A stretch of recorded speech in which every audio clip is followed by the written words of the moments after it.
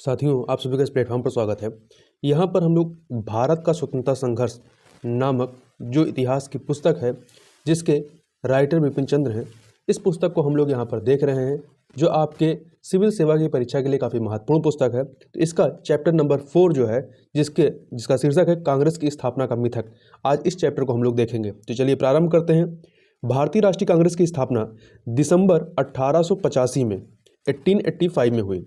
उस समय के 72 या 72 राजनीतिक कार्यकर्ताओं ने इसकी नींव रखी थी। अखिल भारतीय स्तर पर यह भारतीय राष्ट्रवाद की पहली सुनियोजित अभिव्यक्ति थी। एक अवकाश प्राप्त अंग्रेज आईसीएस अधिकारी A.O. ह्यूम ने कांग्रेस की स्थापना में महत्वपूर्ण भूमिका निभाई थी। सवाल उठता है कि इन 72 लोगों ने कांग्रेस की स्थापना क्यों की और इसके लिए यही समय क्यों चुना। इस सवाल के साथ एक मिथक अरसे से जुड़ा रहा है। अपने आप में काफ़ी दमदार है यह मिथक। सुरक्षा वाल्व का यह मिथक पिछली कई पीढ़ियों से छात्रों और राजनीतिक कार्यकर्ताओं को घुट्टी में पिलाया जा रहा है, लेकिन इतिहास के सच को अगर हम टटोलें तो पता चलेगा कि इस मिथक में उतना दम नहीं है जितना कि आमतौर पर इसके बारे में माना जाता रहा है। आज यह सही मौका है कि इस मिथक के रहस्य पर से पर्दा उठाया जाए। हालांकि इसके लिए इतिहास में काफ़ी गहरे जाकर खोजी नज़र से छानबीन करनी पड़ेगी।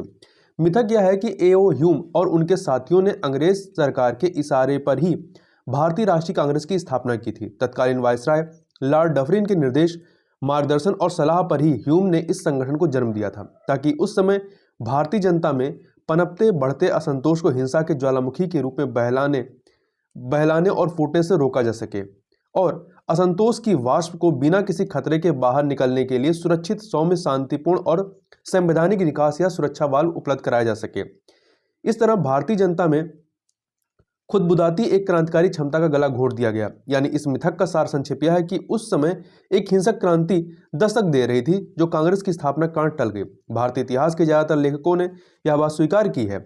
इसी निष्कर्ष के कारण उदारवादी लेखक कांग्रेस की स्थापना को सही कदम बताते हैं, तो प्रगतिशील इसका इस्तेमाल यह साबित करने के लिए करते हैं कि कांग्रेस अगर साम्राज्यवाद के प्रति निष्ठावान नहीं रही तो भी कम से कम वह समझौतावादी तो रही है।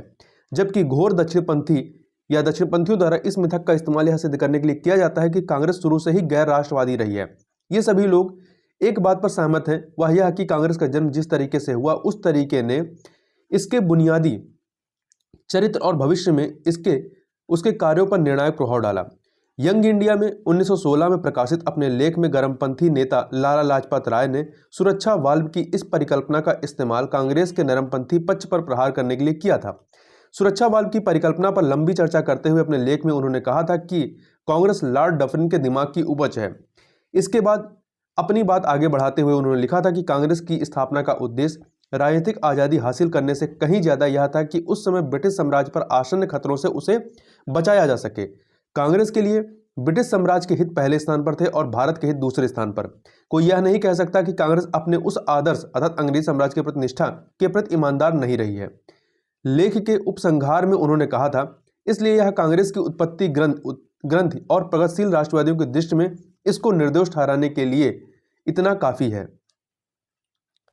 इसके करीब 25 से 30 वर्ष बाद इस विषय पर रजनी पामदत्त के प्रामाणिक अध्ययन ने तो सुरक्षा वाल्व के मिथक को वामपंथी विचारधारा के कच्चे माल के रूप में ही स्थापित कर दिया। इस मिथक को बड़े जोरदार ढंग से उठाते हुए उन्होंने लिखा कि सरकार की सीधी पहल और मार्गदर्शन के द्वारा कांग्रेस अस्तित्व में आई।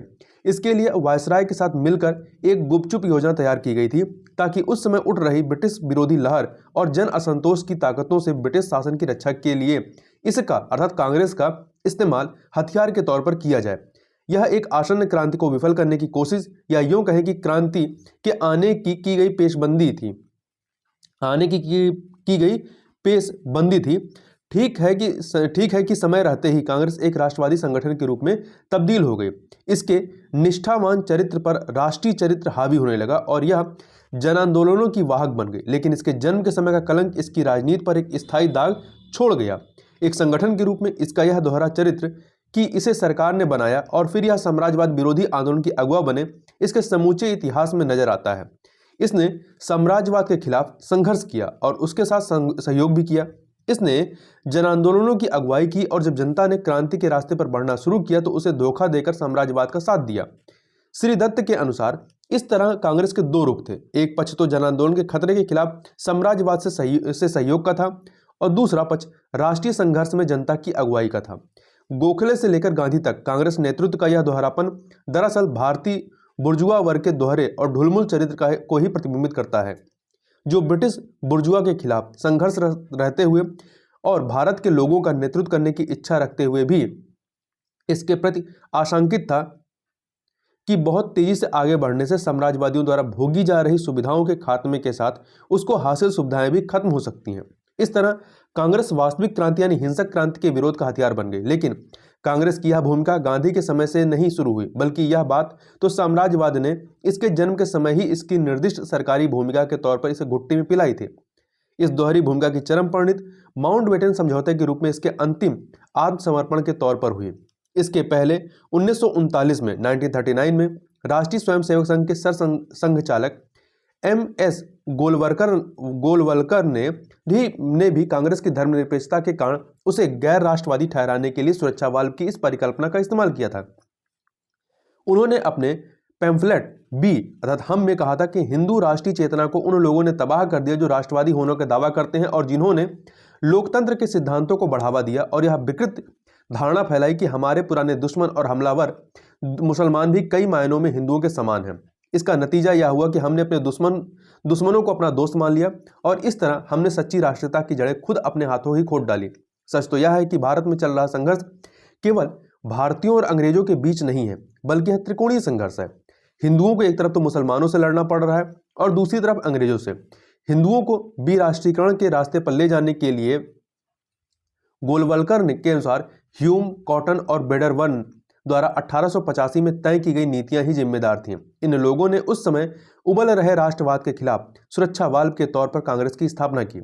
उस समय जाग रहे एक विशाल देव को सुला देने के लिए यह एक खिलौना था, राष्ट्रीय चेतना को तबाह कर देने का हथियार था। और जहां तक उन लोगों के उद्देश्य की बात है तो इसमें पूरी तरह सफल रहे। उदारवादी CF एंड्रजू और गिरिजा मुखर्जी ने भी 1938 में प्रकाशित भारत में कांग्रेस का उदय और विकास में सुरक्षा वाल्व की बात पूरी तरह स्वीकार की है। हाँ, उन्हें इस बात का संतोष जरूर है कि इससे व्यर्थ के खून खराबे को टालने में मदद मिली। 1947 के पहले और बाद में दसियों विद्वानों और सैकड़ों लेखकों ने इन चार विचारधाराओं में से ही किसी न किसी को दोहराया है।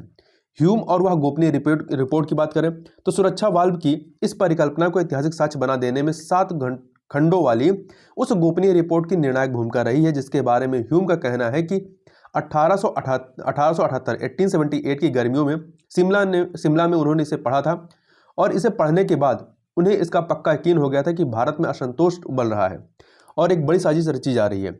निचले तबके के लोग ब्रिटिश शासन को हिंसा के द्वारा उखाड़ फेंकने वाले हैं। इसके पहले कि हम इन 7 खंडों की छानबीन करें, यह जान लेना बेहतर होगा कि इस रिपोर्ट की चर्चा सबसे पहले कैसे शुरू हुई और बाद में यह बात कैसे आगे बढ़ी। बेडबर्न ने A.O. ह्यूम की जीवनी लिखी थी, जो 1913 में प्रकाशित हुई। सबसे पहले इसी जीवनी में 7 खंडों की इस गोपनीय रिपोर्ट की चर्चा की गई थी। ह्यूम के पास कांग्रेस की स्थापना से संबंधित जो दस्तावेज थे, उन्हीं में बेडबर्न को एक ऐसा दस्तावेज मिला जिस पर कोई तारीख नहीं पड़ी थी। बेडबर्न ने ह्यूम की जीवनी में इस दस्तावेज का विस्तार से हवाला दिया है। यह दस्तावेज क्या था और बेडबर्न ने क्या लिखा था, यह रहस्य मैं आगे खोलूंगा। अभी मैं बेडबर्न के लिखे उन अंशों को ही दे रहा हूं जिनका हवाला उनके बाद के कई लेखकों ने अपने लेखों में दिया है। लाला लाजपत राय के अनुसार इस तथ्य के बावजूद कि ह्यूम आज़ादी के प्रेमी थे, वह सबसे पहले तो एक अंग्रेज देशभक्त ही थे। जब उन्होंने देखा कि ब्रिटिश शासन पर एक गंभीर विपत्ति आने वाली है तो उन्होंने असंतोष के सुरक्षित निकास के लिए सुरक्षा वाल्व बनाने का फैसला किया। अपनी इस बात को साबित करने के लिए लाला लाजपत राय ने ह्यूम के दस्तावेज से एक लंबा अंश उद्धृत किया जो बेडबर्न की किताब के पृष्ठ 80 से 81 पर छपा था। ह्यूम के दस्तावेज के इस अंश के साथ बेडबर्न ने अपनी टिप्पणियां भी दी थीं। चूंकि बाद के सभी लेखकों ने इस अंश को उद्धृत किया है या उसका हवाला दिया है, इसलिए यह जरूरी है कि इस अंश को हम यहाँ फिर से उद्धृत करें। ह्यूम ने जो लिखा यह है कि मुझे इस रिपोर्ट के कई बड़े खंड दिखाए गए जिनमें छोटी बड़ी ढेर सारी प्रविष्टियां थीं। कई तरह की सूचनाओं के आधार पर ये प्रविष्टियां दर्ज की गई थीं। ये या तो इन सूचनाओं का अंग्रेजी अनुवाद थी या अंग्रेजी में उन्हें संक्षेप में लिख दिया गया था।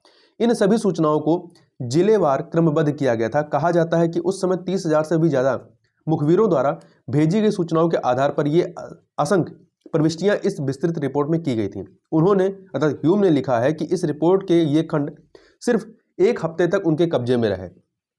इसमें की गई ज़्यादातर प्रविष्टियां समाज के निचले तबके के बीच होने वाली बातचीत के आधार पर तैयार की गई बताई जाती हैं। और इन सारी प्रविष्टियों से यह पता चलता है कि मौजूदा हालात से इन गरीब लोगों में निराशा घर कर गई है और उन्हें लगता है कि भूख उन्हें मार डालेगी। अब वे कुछ करना चाहते हैं, एकजुट होना चाहते हैं, और जो कुछ वे करना चाहते हैं वह हिंसक संघर्ष है। पढ़े लिखे लोगों का एक छोटा वर्ग भी इन लोगों के साथ है। यह शिक्षित तबका तंग आकर शायद अनुचित रूप से सरकार के विरुद्ध है। यह शिक्षित तबका भी आंदोलन में शामिल होगा, उसे नेतृत्व प्रदान करेगा और विस्फोट को राष्ट्रीय विद्रोह के रास्ते पर मोड़ देगा। लाला लाजपत राय ने हालांकि इस किताब से उद्धरण तो दिए, 7 खंडों की इस रिपोर्ट के चरित्र, उत्पत्ति वगैरह के बारे में उन्होंने कुछ नहीं लिखा था, लेकिन बहुत जल्दी ही इस रिपोर्ट के बारे में तरह तरह की बातें सामने आने लगी। 1933 में गुरमुख निहाल सिंह ने इन 7 खंडों को सरकारी रिपोर्ट बताया, तो दूसरी तरफ एंड्रजू और मुखर्जी ने कहा कि ये सीआईडी द्वारा तैयार की गई गोपनीय रिपोर्टें थीं और ह्यूम को ये रिपोर्टें उनकी सरकारी हैसियत के तहत मिली थी। लेकिन रजनी पामदत्त इन सब लोगों से भी एक कदम आगे बढ़ गए। उन्होंने लाला लाजपत राय द्वारा बेडवन की किताब से उद्धृत अंशों को पेश करते हुए लिखा, ह्यूम को उनकी सरकारी हैसियत के तहत पुलिस की ये गोपनीय रिपोर्ट हासिल हुई थी। इन लोगों के इस कपोल कल्पित साक्ष्य को बाद के इतिहासकारों ने, जिनमें आरसी मजूमदार और ताराचंद जैसे इतिहासकार भी शामिल हैं, एक ऐतिहासिक तथ्य मान लिया है। ह्यूम के इन दस्तावेजों को इतने पक्के तौर पर सरकारी दस्तावेज माना जाने लगा कि 1950 के दशक में कई इतिहासकारों और इतिहास के कई शोधकर्ताओं ने, जिनमें आज के कई इतिहासकार भी शामिल हैं, राष्ट्र अभिलेखागार में इन दस्तावेजों की खोज में अपना काफ़ी वक्त और मेहनत बर्बाद की। और जब इस खोजबीन से या में उन्हें सफलता नहीं मिली तो उन्होंने यह मानकर तसल्ली कर ली कि 1947 में भारत छोड़कर जाने से पहले अंग्रेजों ने इन दस्तावेजों को नष्ट कर दिया होगा। अगर इन इतिहासकारों ने जरा भी सूझबूझ से काम लिया होता और इस कपोल कल्पना की छानबीन जरा सावधानी से की होती तो शायद उन्हें बेवकूफ़ ना बनना पड़ता। डफरिन और रिपन के निजी दस्तावेजों के सामने आने के पहले भी 2 प्रकार के ऐतिहासिक साक्ष्य उपलब्ध थे, जिनमें इस कपोल कल्पना की जांच आसानी से की जा सकती थी। पहला साक्ष्य तो हमें 1870 के दशक की भारत सरकार की कार्यप्रणाली की छानबीन करने से ही मिल जाती है। 1878 में ह्यूम राजस्व, कृषि और वाणिज्य विभाग के सचिव थे। इन विभागों के सचिव की पहुंच गृह विभाग की फाइलों या सीआईडी रिपोर्टों तक भला कैसे हो सकती थी। फिर उस समय ह्यूम शिमला में नियुक्त थे, जबकि गृह विभाग की फाइलें दिल्ली में रखी जाती थीं और उन्हें शिमला भेजा ही नहीं जाता था। और फिर 30,000 मुखबिर कहाँ से आए। उस समय खुफिया विभाग में कुछ 100 से ज़्यादा कर्मचारी नहीं थे। और जैसा कि लाला लाजपत राय ने लिखा है कि हिंसा भड़कने की आशंका के कारण कांग्रेस की स्थापना की गई तो ब्रिटिश सरकार ने इसके लिए 7 साल तक इंतजार क्यों किया। सवाल उठता है कि ये रिपोर्टें अगर सरकारी नहीं थीं तो फिर थी क्या। बेडवन की किताब में तलाशें तो इसका सुराग मिल जाएगा। दरअसल अगर किसी लेखक ने सिर्फ इस किताब से उद्धृत अंशों को ही आधार न बनाकर पूरी किताब उल्टी पलटी होती तो उसे बेडवन की किताब में उपलब्ध ऐतिहासिक साक्ष्य मिल गया होता। लाजपत राय, रजनी पामदत्त और दूसरे अन्य लोगों ने जिन अंशों को उद्धृत किया वे बेडवन की किताब के पृष्ठ 80-81 पर छपे हैं। इनसे 2 पृष्ठ पहले यानी 78 और से 80 पर और एक पृष्ठ आगे यानी 82 से 83 पर बेडवन ने बताया है कि ये दस्तावेज क्या थे और इन्हें किसने ह्यूम को दिया था। विभिन्न लेखकों ने जिन अंशों को उद्धृत किया वह अंश बेडवन की किताब के भारतीय धार्मिक नेता शीर्षक से छपे अध्याय के हैं। इस अध्याय के शुरुआत में ही बेडवन ने लिखा है कि आसन्न खतरे की एक चेतावनी ह्यूम को एक अति विशेष स्रोत से मिली। यह स्रोत धार्मिक नेताओं का, जो कि भारत के सभी हिस्सों में बसे लोगों के धार्मिक जीवन को नियंत्रित करते थे और उनका नेतृत्व करते थे। अब बात करते हैं ह्यूम और गुह्य विद्या की। तो ह्यूम ने अपने दस्तावेज में इसका जिक्र करते हुए कहा था कि इस गोपनीय धार्मिक समूह में लाखों लोग हैं और भारतीय समस्या को मद्देनजर रखते हुए इनकी भूमिका महत्वपूर्ण है। इन धार्मिक समूहों और समुदायों के मुखिया होते हैं उनके गुरु, जो संसारिक मोह माया विकारों से मुक्त होते हैं और बहुत पहुँचे हुए होते हैं और अपने चेलों और शिष्यों के जरिए इन लोगों को हर घटना की जानकारी मिल जाती है और हर उस बात की भी सूचना उन्हें मिल जाती है जो समाज के मानस में सुगबुगा रही होती है। और जनमत पर इन धार्मिक गुरुओं का बड़ा असर है। ये समाज के विचारों को बहुत अधिक प्रभावित करते हैं। इसके बाद बेडवन ने लिखा है कि जब लॉर्ड लिटन वायसराय थे उस समय ह्यूम इन धार्मिक गुरुओं के संपर्क में आए। इन धार्मिक नेताओं ने ह्यूम से इसलिए संपर्क किया कि पूर्व के धर्मों के अध्ययन में ह्यूम की गहरी दिलचस्पी थी, लेकिन इसके पीछे एक कारण और था। वह यह कि इन धार्मिक गुरुओं को आशंका थी कि पूरे देश में व्याप्त अशुभ अशांति बढ़ते बढ़ते इस सीमा तक पहुंच जाएगी कि उसका भयावह विस्फोट हो सकता है और ऐसे समय सरकार तक पहुंच रखने वाले ह्यूम जैसे लोग ही महाविपत्ति को टालने में मदद कर सकते हैं। ह्यूम ने लिखा है कि इस तरह से यह मामला मेरे सामने पेश किया गया इस अंश के बाद हम पृष्ठ 80-81 के अंशों को पढ़ें तो बात साफ हो जाती है। और अंत में तीसरी तरह के इतिहास लेखन की विवेचना करते हैं जो पूरी तरह अंधविश्वास और फतांसी पर आधारित है। गुरु और चेलों के चरित्र पर बेडवन ने पूरी तरह रोशनी नहीं डाली है। बेडवन ने अपने दोस्त की इज्जत का काफी ख्याल रखा है। आमतौर पर जीवनी लेखक अपने दोस्त की जीवनी लिखते हुए ऐसा करते हैं। बेडवन ने ऐसा जताने की कोशिश की है कि ये गुरु और चेले सामान्य व्यक्ति थे, मगर वास्तविकता यह नहीं थी। ब्रह्म विद्या अर्थात थियोसॉफी पर कुछ किताबें मादाम ब्लावत्स्की और वायसराय रिपन तथा डफरिन के निजी कागजातों का अध्ययन करने के बाद हमें पता चलता है कि ये गुरु कोई सामान्य व्यक्ति नहीं थे। पूर्व की अनूठी धार्मिक अवधारणाओं के प्रवर्तक इन गुरुओं में असीमित अलौकिक शक्ति थी। ये हजारों मील दूर किसी से संपर्क कर सकते थे, निर्देश दे सकते थे, किसी स्थान में घुस सकते थे, कहीं भी जा सकते थे। अदृश्य रहकर भी ये किसी भी व्यक्ति के विचारों को प्रभावित कर सकते थे और उस व्यक्ति को पता तक न चल सकता था कि कोई उसे प्रभावित कर रहा है। सन 1881 में ह्यूम जो है मदाम ब्लावत्स्की के प्रभाव में आए। ब्लावत्स्की ने ह्यूम को बताया कि अलौकिक शक्तियां रखने वाले इन गुरुओं से उनका संपर्क है। उन्होंने इन गुरुओं को महात्मा कहा। ये महात्मा गुप्त रूप से तिब्बत में रहते थे और अपनी अलौकिक शक्ति के चलते दुनिया में कहीं भी संपर्क कर सकते थे। ब्लावत्स्की ने ऐसे ही एक महात्मा कूत होमी लाल सिंह से ह्यूम का संपर्क करवाया। यही अदृश्य भाईचारा अपने चेलों के माध्यम से भारत में हो रही घटनाओं की जानकारी प्राप्त करता रहा। ब्लावत्स्की के एक अन्य शिष्य पायनियर के संपादक A.P. सीनेट ने 1880 में प्रकाशित अपनी किताब में कूत होमी की एक चिट्ठी का हवाला दिया है, जिसमें कूत होमी ने लिखा था कि महात्माओं ने ही अपनी शक्ति को इस्तेमाल कर 1857 में भारतीय जनता के विद्रोह को विफल कर दिया और ब्रिटिश साम्राज्य को बचा लिया। भविष्य में भी ऐसा मौका पड़ने पर महात्मा अपनी शक्ति का प्रयोग करेंगे। ह्यूम इन सब में पूरा विश्वास रखते थे। वह चाहते थे कि ऐसा ही अलौकिक ताकत उन्हें भी मिल जाए जिससे वह वर्तमान और भविष्य के बारे में सब कुछ जान सकें। उन्होंने तिब्बत के महात्माओं से संपर्क साधना शुरू किया। 1883 में ब्लावत्स्की से ह्यूम का झगड़ा हो गया, लेकिन महात्माओं गुरुओं के प्रति उनकी श्रद्धा व विश्वास बरकरार रहा। ह्यूम ने अपने राजनीतिक उद्देश्यों के लिए भी महात्माओं की मदद लेना शुरू किया। उनकी दिली इच्छा थी कि प्रशासन का क्षेत्र बदले और वह भारतीय जनमत के प्रति ज्यादा उत्तरदायी बने, उसका ख्याल रखते काम करे। इसके लिए उन्होंने महात्माओं की मदद लेनी शुरू की। दिसंबर 1883 में ह्यूम ने लॉर्ड रिपन को लिखा, मेरा संपर्क ऐसे व्यक्तियों से है जिन्हें जनता देख नहीं सकती, फिर भी उनका आदर करती है, भगवान मानती है और ये महात्मा जनता के नब्ज पकड़े हैं, उनकी भावनाओं को, एक एक चीज को जानते हैं। उनका दावा है कि एशिया के कुछ लोग जो अलौकिक शक्तियां रखते हैं जनता के दिल में हर एक बात जानते हैं। उन्होंने कुछ हद तक मुझे जनता का विश्वास पात्र बना दिया है। जनवरी 1884 में ह्यूम ने लॉर्ड रिपन को बताया कि कई दशक पहले 1848 से ही वे इन महात्माओं के संपर्क में आ गए थे और इन्हीं महात्माओं के हस्तक्षेप के कारण ही 1848 की यूरोप क्रांति और 1857 में भारतीयों के विद्रोह को दबाया जा सका। उन्होंने बताया कि अब ये महात्मा उनके तथा उन जैसे अन्य लोगों के माध्यम से रिपन की मदद कर रहे हैं, जिससे कि रिपन के सुधार कानून लागू किए जाएं और विद्रोही या खूनी क्रांति को रोका जा सके। ह्यूम ने यह भी कहा कि वे रिपन को दोबारा वायसराय बनाने के लिए महारानी को मनाने में महात्माओं की मदद ले रहे हैं। भारतीय प्रेस का गुस्सा ठंडा करने के लिए भी महात्मा उनकी मदद कर रहे हैं। ह्यूम ने डफरिन के साथ भी कुछ ऐसा ही करने की कोशिश की, पर थोड़ी हिचक के साथ। उन्होंने डफरिन को यह नहीं बताया कि उनके सलाहकार अलौकिक शक्तियों वाले हैं। शायद यही कारण है कि कई इतिहासकार यह मान बैठे हैं कि ये सलाहकार ह्यूम के दोस्त कांग्रेसी नेता थे। केवल एक बार 1888 में डफरिन के दबाव के कारण ह्यूम ने यह भेद खोला कि वह अलौकिक शक्तियों के माध्यम से खबरें प्राप्त करते हैं। ह्यूम ने दावा किया कि विदेश सचिव के नाम लिखे गए वायसराय के तमाम गुप्त पत्रों की जानकारी उन्हें है। डफरिन ने बहुत ही गुस्से में ह्यूम से पूछा कि उन्हें यह जानकारी मिली, तो ह्यूम ने कहा कि उनके दोस्तों ने अलौकिक शक्तियों के माध्यम से इन पत्रों की फोटो कॉपी प्राप्त की है। डफरिन ने जब उनके सामने वह चिट्ठियां रख दी तो ह्यूम खिसिया गया, क्योंकि वह फोटो प्रतियां इन चिट्ठियों की नहीं थी। इससे पहले भी ह्यूम ने अप्रत्यक्ष रूप से डफरिन को यह बताने की कोशिश की थी कि उनके सलाहकार सामान्य राजनीतिक नेता नहीं है, वरन वे बड़े प्रवर्तक और महात्मा हैं। नवंबर 1886 में डफरिन के नाम एक खत में उन्होंने लिखा था कि मैं कोशिश कर रहा हूं कि शिमला में जिन लोगों ने मुझे 7 खंडों की रिपोर्ट दिखाई थी वह रिपोर्ट आपको भी दिखा दूं, जिसमें आप इसकी सत्यता को परख सकें, लेकिन वे कह रहे हैं कि फिलहाल यह संभव नहीं है।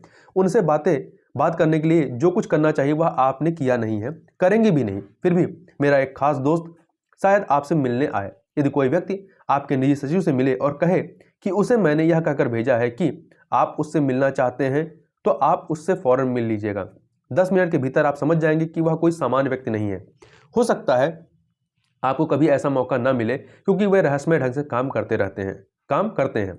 लेकिन वायसराय बार बार ह्यूम से कहते रहे कि आखिर उनके पास इन बातों का सबूत क्या है। ह्यूम ने वायसराय से कहा कि उन्हें खुद ही गुस्सा आ रहा है क्योंकि वह उस जिसके निर्देश पर काम कर रहे हैं वह जनता के सामने सार्वजनिक रूप से नहीं आना चाहता। इसलिए भारत में बसे तमाम यूरोपीय नागरिक उन्हें अर्थात ह्यूम को पागल और झूठा समझते हैं। अंततः ह्यूम ने वायसराय से कहा कि वह राजनीतिक काम करते रहेंगे और अपने सभी दोस्तों से संबंध समाप्त कर देंगे। इस प्रकार यह साबित होता कि 7 खंडों की वह रिपोर्ट जिसे ह्यूम ने शिमला में देखा था महात्माओं, गुरुओं और ह्यूम के दोस्तों ने तैयार की थी। सुरक्षा वाल्व के पक्ष में जो दूसरा सबसे बड़ा सबूत दिया जाता है वह है WC बनर्जी के बयान पर आधारित है। 1898 में बनर्जी ने एक बयान में कहा था कि कांग्रेस का गठन और आज तक की उसकी कार्यशैली वास्तव में डफरिन की ही देन है। 1884 में ह्यूम ने तय किया कि भारत के बड़े राजनीतिक नेताओं की हर साल वह एक बैठक बुलाएंगे जिसमें सामाजिक समस्याओं पर विचार किया जाएगा। ह्यूम नहीं चाहते थे कि इस बैठक के दौरान राजनीतिक मुद्दों पर बहस हो, लेकिन डफरिन ने ह्यूम से इसका ठीक उल्टा करने को कहा। उन्होंने ह्यूम से कहा कि एक ऐसा संगठन बनाने को कहा जो राजनीति पर चर्चा करे जिससे सरकार को भारतीय जनता के विचारों की जानकारी मिलती रहे। डफरिन का मानना था कि इस तरह का संगठन भारत में ठीक वही भूमिका निभा सकता है जो इंग्लैंड में विपक्ष निभा रहा है। बनर्जी साहब अर्थात WC बनर्जी साहब की बात तथ्यों से कहीं मेल नहीं खाती। या तो उनकी याददाश्त कमजोर हो गई थी या वह 19वीं सदी की साम्राज्यवादी प्रतिक्रिया के आक्रोश से राष्ट्रीय कांग्रेस को बचाना चाहते थे। समसामयिक तथ्य बनर्जी साहब के निष्कर्षों के ठीक विपरीत बात बताते हैं। 1882 में सेवानिवृत्त होने के बाद से ह्यूम भारतीय जनता से राजनीति में हिस्सा लेने की अपील करने लगे थे। अपने भारतीय दोस्तों से वह बार बार कहते थे कि सामाजिक मुद्दों को लेकर उनमें कहीं दरार नहीं पड़नी चाहिए। जनवरी 1885 में जब उनके एक दोस्त BM मालाबारी ने इंडियन स्पेक्टेटर में अपने कई संपादकीय लेखों में भारतीय जनता से यह अनुरोध किया कि वह सामाजिक सुधारों के लिए आंदोलन चलाए तो ह्यूम नाराज हो गए। ह्यूम ने इंडियन स्पेक्टेटर को एक चिट्ठी लिखी जिसमें मालाबारी अर्थात BM मालाबारी के संपादकीय की काफी आलोचना की गई। ह्यूम ने खत में लिखा था कि सामाजिक सुधारों के लिए आंदोलन चलाना खतरनाक होगा। उन्होंने सुझाव दिया था कि राजनीतिक सुधार आंदोलन चलाए जाएं, सामाजिक सुधार आंदोलन नहीं। डफरिन ने 1888 में सेंट एंड्रयूज दिवस पर भोज के समय अपने भाषण में सार्वजनिक रूप से कांग्रेस पर आरोप लगाया था कि वह अपने निहित स्वार्थों के लिए सामाजिक सुधारों को नजरअंदाज कर राजनीतिक आंदोलन चला रही है। उनका कहना था कि सामाजिक सुधारों से करोड़ों लोगों का उत्थान होगा। इससे पहले विदेश सचिव के नाम एक निजी खत में भी डफरिन ने यही बातें लिखी थी। डफरिन के निजी दस्तावेजों को ये दस्तावेज 1950 से ही लोगों को पढ़ने के लिए उपलब्ध है। तो निजी दस्तावेजों को यदि ध्यान से पढ़ा जाए तो साफ पता चलेगा कि कांग्रेस के गठन में डफरिन की भूमिका या कांग्रेस को उनके सहयोग की बात बिल्कुल झूठी है। ह्यूम ने कभी भी सामाजिक मुद्दे को लेकर बैठक आयोजित नहीं की, बल्कि शुरू से ही वह राजनीतिक मुद्दों पर चर्चा के लिए बैठकें करते रहे। इसका प्रमाण डफरिन का वह पत्र है जो उन्होंने ह्यूम से पहली बार मिलने के बाद मुंबई के गवर्नर लॉर्ड रे को लिखा था। पत्र में लिखा था, ह्यूम ने मुझे बताया कि वह और उनके दोस्त एक राजनीतिक सम्मेलन आयोजित करने जा रहे हैं। जहां तक मैं समझता हूं ठीक उसी तरह जैसे कैथोलिक विमुक्ति के पहले ओ'कॉनेल ने किया था। जब स्वयं डफरिन और उनके उदारवादी सहयोगी मुंबई और मद्रास के गवर्नर भी कांग्रेस से सहानुभूति नहीं रखते थे तो उनके रूढ़वादी सहयोगियों Alfred JB Lyell, DM Wallace, A Colvin और SC बेले की बात ही छोड़िए। डफरिन ने 1888 में ही पहली बार कांग्रेस की आलोचना की हो ऐसी बात नहीं है। 1888 में उन्होंने रे को लिखा था कि हम कांग्रेस को साबुत नहीं रहने देंगे। 1885 में उन्होंने रे को खत लिखकर चेतावनी दी थी कि ह्यूम की कांग्रेस से सावधान रहिए, सुधारवादियों और दक्षिणपंथियों में से किसी के भी नजदीक मत जाइए। जून 1885 में रे ने इसका जवाब लिखा। नई राजनीतिक सरगर्मी से भयातुर रे ने डफरिन को भारतीय प्रतिनिधियों से सावधान रहने को कहा। उन्हें लगा कि भारतीय जनता ने एक भारतीय राष्ट्रीय दल का गठन किया है। उन्होंने भारतीय प्रतिनिधियों की तुलना आयरलैंड के प्रतिनिधियों से की। इससे पहले मई में रे ने डफरिन को सावधान किया था कि ह्यूम एक ऐसे संगठन के केंद्र हो गए हैं जो भारत में स्वदेशी भावना को जागृत करना चाहता है। वास्तव में मई 1885 के बाद से ही डफरिन ह्यूम से नफरत करने लगे थे और उनसे दूर रहने लगे थे। यही नहीं, इसके बाद से डफरिन ने बंगाली बाबुओं और मराठी ब्राह्मणों पर हमला बोलना शुरू कर दिया। डफरिन का मानना था कि इनके उद्देश्य संदिग्ध हैं और ये भारत में आयरलैंड जैसा क्रांतिकारी विद्रोही आंदोलन चलाना चाहते हैं। मई-जून 1886 में डफरिन ने ह्यूम को धूर्त, पागल, बेईमान और न जाने क्या क्या कहा। ह्यूम का कसूर महज इतना था कि वह हिंदुस्तान में होम रूल आंदोलन के मुख्य प्रेरक हो गए थे। सारांश यह है कि सुरक्षा वाल्व की बात वास्तव में महात्माओं की कारगुजारियों पर आधारित है, लेकिन जो सवाल हमने शुरू में उठाए थे वह अब तक अनुत्तरित हैं, जैसे कांग्रेस की स्थापना क्यों हुई, संस्थापकों के उद्देश्य क्या थे और उन्होंने ह्यूम के नेतृत्व को क्यों स्वीकार किया। अब इन सवालों को उठाया जाए, मतलब इसको हम लोग आगे के चैप्टर में इसकी चर्चा करेंगे। तो इस चैप्टर में बस इतना ही, मिलते हैं नेक्स्ट वीडियो में, तब तक के लिए बहुत बहुत धन्यवाद।